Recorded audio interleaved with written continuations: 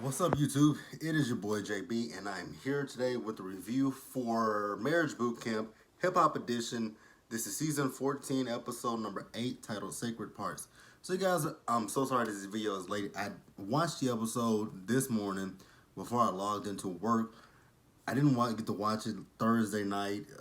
It was just a lot going on. I had a big headache. You guys know I'm working from home. That is tiring. I'm ready for this stuff to clear up so I can go back to my office because I never sit as close to my computer as I am now. So it's causing me to have a bit of a migraine every day. So I'm having to wear sunglasses while I work. So yeah, let's go ahead and just jump to this episode review. All right, so I'm having to re-record this because I had a little mishap on my green screen. So the episode, it opens up, so we see Michel'le and Stu. So they're in their room, and Stu is just coming to the realization that with his relationship with Michel'le, that he's moving a little bit too fast in the relationship, and that it might be better for him to just kind of pump the brakes and slow down just a little bit, not to make Michel'le uncomfortable. And she said, that's what I've been trying to tell you, Stu, but you don't want to, I guess Stu doesn't want to listen to her. So, they're talking about that. Now, my thing with Michel'le and Stu is you guys have only been together for 10, 11 months. It's kind of like what Dr. Ish said in last week's episode, that you two are still in like the infancy stage of your relationship. So you guys should still be, getting to know each other, having a curious stage of your relationship. It's kind of like with having a baby. You get to know your baby. You try to figure things out about your baby, what your baby likes, what your baby doesn't like. Like I said, they're in the infancy stage of their relationship. So this is a time to explore each other, get to know each other, learn each other's quirks, just learn ins and outs about one another. So we also see that, Shani and CeeLo, you guys remember in last week's episode, Shani and CeeLo went to bed upset with each other. So they wake up on this particular morning in a different mindset. It's kind of as if, we know that they had an argument with each other, but, they're talking about what they're going to eat for breakfast. And it's kind of like they're just kind of glossing over the whole situation at this point. And then we saw that Shani was having a conversation with Stu about the fact that she had a dream the night before that, Stu had left the boot camp. And then we also saw that Jocelyn, she was in the room with Ballistic Beast. She's talking to Ballistic Beast about, this whole situation between Stevie J, and her child. And she's just kind of down on herself. She feels really ashamed. And I'm like, there's nothing. And I was so glad that Ballistic Beast told her there's nothing for her to be ashamed about. Like, you didn't do anything wrong. This is just Stevie J being a typical asshole. But I'm thinking to myself, like, Stevie J has all these issues with his other baby mamas where he doesn't pay child support. The only one that he doesn't have any child support issues with is Mimi, that doesn't have him on child support. So there's nothing for her to feel bad about whatsoever. So then we see Bianca and the girls, they're outside, and Bianca's talking about how the fact that she's just so used to being by herself. And, Michel'le is, in understanding where she's coming from. So we see that Dr. Ish is watching them as well. So Dr. Ish goes outside. He pulls Michel'le to the side, and he's having a conversation with Michel'le. And, he's asking, he's talking to Michel'le, and he's telling her, she's trying so hard to keep it together. And she's like, well, what's wrong with that? And he tells her, what's wrong with that is, the way that you view relationships from the men that, you dealt with. Like, you have, it's almost like she has a warped sense of relationship, because she has been in these abusive situations with Dr. Dre and, Sugar Bear. And so she's gone from bad relationship to bad relationship to bad relationship. And she's in this relationship with Stu, which is he's not a bad person, but again, Michel'le just has this warped sense of what a relationship looks like. And I just want Michel'le to be able to let go of her past. Like, that is something that she definitely needs to figure out how to let go of. Because she asked Dr. Ish, will she be able to, at this particular age in her life, does he think that she'll be able to let it go? I do believe that she will be able to let it go, but it's gonna take a lot more than what Marriage Boot Camp can offer to Michel'le. I think Michel'le just needs to sit down with a good therapist, psychologist, and just let it all, fall free. I mean, we all saw Survivor Compton. I just think that Michelle just needs someone that she can talk to, and hopefully it'll help her. I really do pray for Michelle because I mean, if Sue is not the person for her, there is someone out there, but no one wants to take on that baggage. And I'm not saying that there's a bad thing, but Michelle just got to figure out how to let it go. So let's move on. All right, so after this meeting that Dr. Ish had with Michelle, so he calls all the boot campers. So what they're gonna do is today is a day. So they go in and they see that they have tattoo equipment because most people get tattoos to cover up some pain that they've dealt with in their lives. I've done it. If some of my tattoos are definitely to cover up some pain that I've dealt with. Don't want to talk about it, but we're talking about what these people are going through. So what they have to do is they have to do an illustration. They have to take one positive memory from their past and two painful memories from their childhood that changed them. So they split them up into groups. So I don't remember the groups specifically. I don't remember the groups. I didn't take that down. But one group was at Dr. Ish. The other group was Judge Toller. So again, like I said, they had to draw one positive and two negatives. Well, two painful memories. So, Judge Toller eventually, she did leave. So Dr. Ish went back and forth, and they had to present to each, they had to present in front of their group what they were going through. So I didn't write that down, but I think I have a great memory of what everyone's issue was. And I'm not going to go in any particular order. I'm just going to go to the people that I'm thinking about right off the top of my brain. So I first start with Styles P and Ajawa. So and I'm just going off of what the painful one was. So Ajawa's painful memory was the fact that she was molested. I don't forget who she was molested by this, and it was at a young age. I think she said like about between the ages of 4 and up. Really sad. Like I just don't understand what it is about people that molest kids. I don't understand it. Why would you fuck up a child's life? Why? That makes no sense. That's disgusting as hell. So Styles P, his was that his stepfather would beat him, with anything that he can get his hands on, a belt, an extension cord. God, I know people who've been whooped with extension cords, and I just cannot imagine how you can hit a child with an extension cord. Now, I've been hit with a few things. I've been hit with a belt. I've been hit with a switch. I'm from the country. I've been hit with a belt, a switch. My grandmother whooped me with a fly swatter, which was so funny. She's hit me with a shoe. Typical stuff. I mean, I know a shoe might not be typical, but it's happened. So next up, we're gonna talk about Michelle and Stu. So Michelle's, and some of these I did kind of cry about because some of these situations I have been through. Now Michelle's situation, God, it makes you understand Michelle a lot more. So Michelle, her mother would get abused by I guess her stepfather or her father. I don't know which one it was. So Michelle, and so instead of having to hear her mom get beat, she had this, I guess, a music box that she would listen to some music, and that is where her love of music came from. I'm like, wow, you had to listen to that, and then you also went through that same situation. I really hope that when it comes to Michelle's daughter, I hope that she's teaching her daughter that is not what a man is supposed to do. Like a man is not supposed to put his hands on a woman.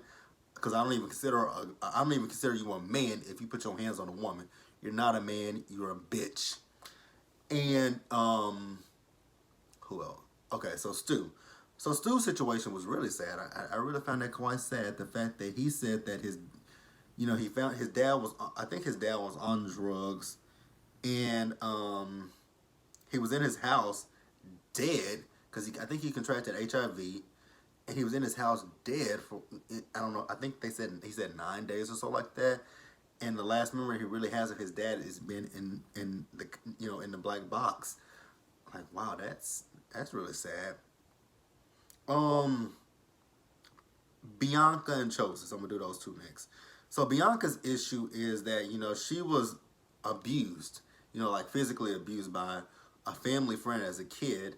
And again, I just don't understand why. I mean, I like I said, I get whoopings and all that kind of stuff. I get it, but when you start beating on kids, that I can't understand why a person would beat on a why a person would I don't understand why people beat on kids or molest kids.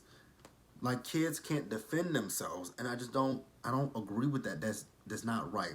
Now, yeah, whoopings. I mean, I'm okay with a whooping. I'm okay with that as long as you don't beat the child. Don't beat the child, but I mean it's okay to give him a few little love taps or whatnot. That's fine. So Chose's thing was he was prepared to go to the NFL for football, but he hurt his leg, so they kind of put a damper on his plans to go to the NFL. And I actually know that I know some people that have been affected by. So I have some friends that have been affected by that as well. So Shanny and CeeLo are next. So I've done Michelle and Stu, um, Bianca and Choses, and now wait, who else have I done? Shanny and Shan. Nope, nope, nope, no, no, no. I'm on. You guys, I'm trying to keep up in my brain. All right, so Shanny and CeeLo. So CeeLo's situation was that he was playing basketball with some kids in the neighborhood, and then this one little boy just spit on him, and I'm assuming it was a white boy because that's the first time he says he dealt with racism. I'm like, okay, understandable. And Shanny's was really sad. So her sister died. I forgot how old she said her sister was, and basically all Shanny really wanted was the attention of her mother, but she didn't really feel like she had that attention from her mom, which was really sad. Um. So yeah. All right. So let's keep it all together on who we've done.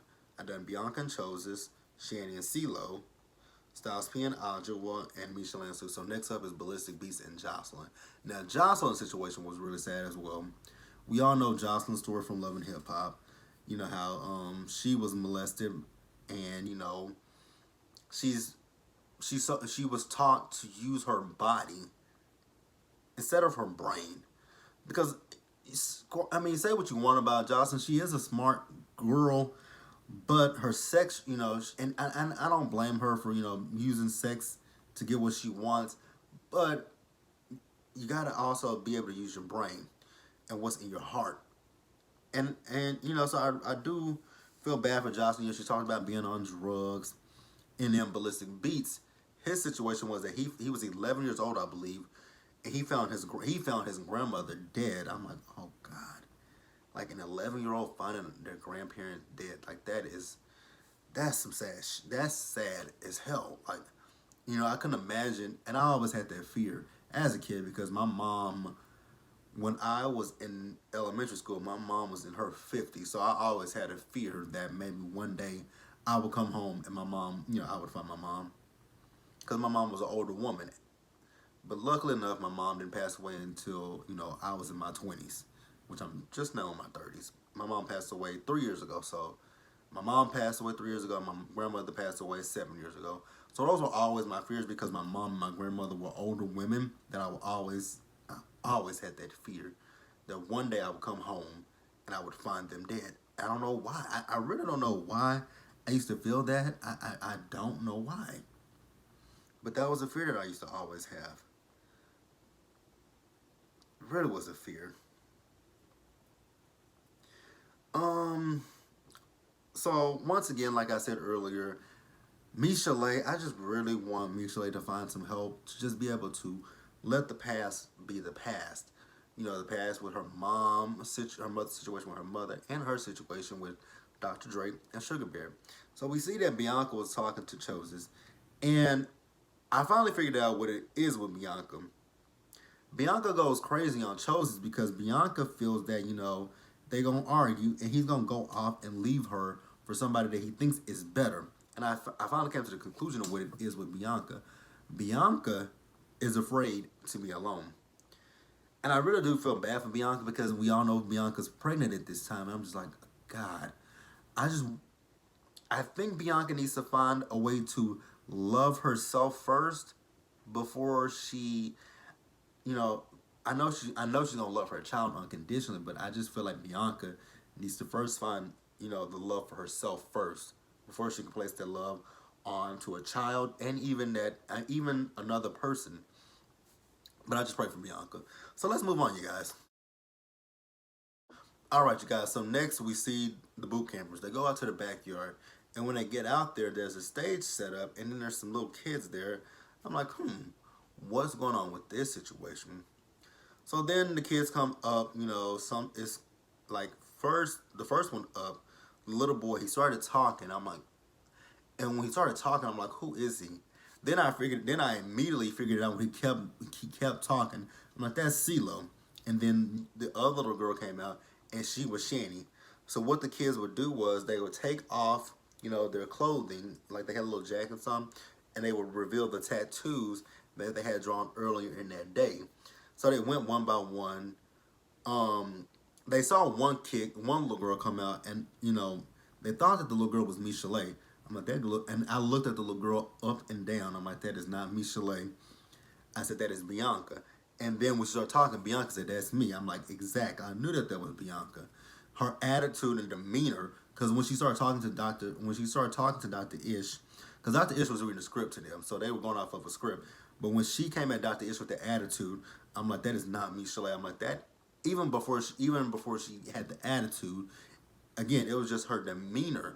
I'm like, her demeanor is screaming Bianca. And like I said, it was Bianca. But, it was really an interesting thing to see for those kids to act out those scenarios that each person had described to Dr. Ish.